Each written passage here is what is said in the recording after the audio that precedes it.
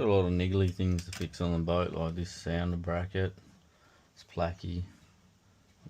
This was a second-hand sounder I picked up.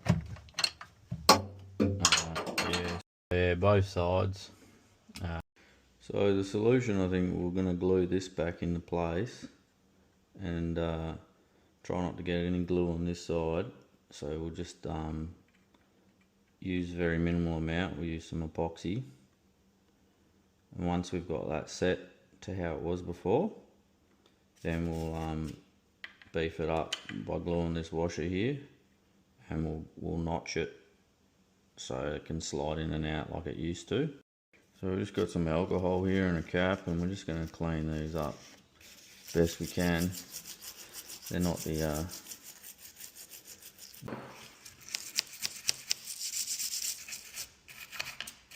just going to score up this plastic to give it something to bite on.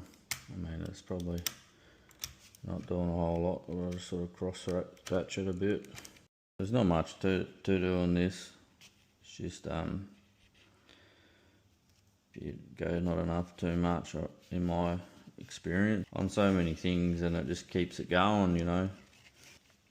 And move on to the PSI resistance, which is this guy here. So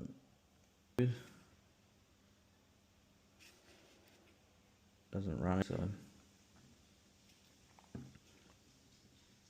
you just want to make sure we get that flush, because that's the linchpin on how it's going to sit. So we're just holding the washer there. It's basically, it was like it was designed for this, and we just draw the line there where we're going to cut it, and yeah, we're just going to slot that so we can slide it in and out easily. Otherwise, so I'm just going to cut the slit there. Got my Stano blade, and if you haven't seen one of those, that's a Milwaukee adapter for a Bosch.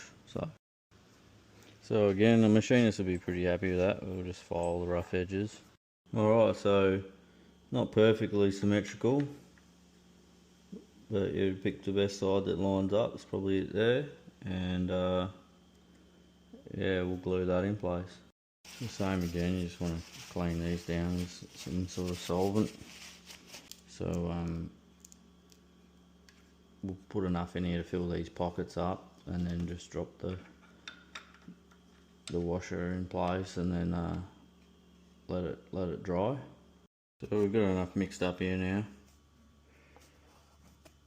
It's probably better to use it while it's still liquidy to get into those nooks and crannies. Should help give an extra bit of support. Washer, just so we know we've got it everywhere, there's no air pockets.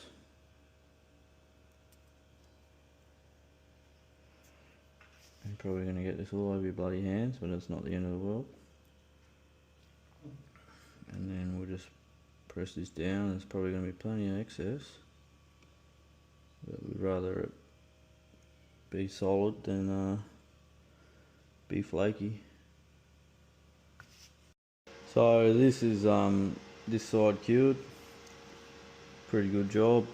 A bit of glue residue, but that will just get covered by this guy here. So that's that one and that one. So we'll probably give this 24 hours to cure. These are this is like, you know, cures in about 5 minutes, they say. But yeah, we'll leave this out in the sun and get back to it. The sounder itself has got a few cracks in it. This wasn't second hand, and we'll just clean them down with a bit of alcohol and whatever spare epoxy we got. We'll just patch up these cracks. So we've done this side here. You know, not pretty by any means, but functional. And then we've just got a few other little spot repairs to do, so we're just mixing up a small amount at a time now. It's not big repairs.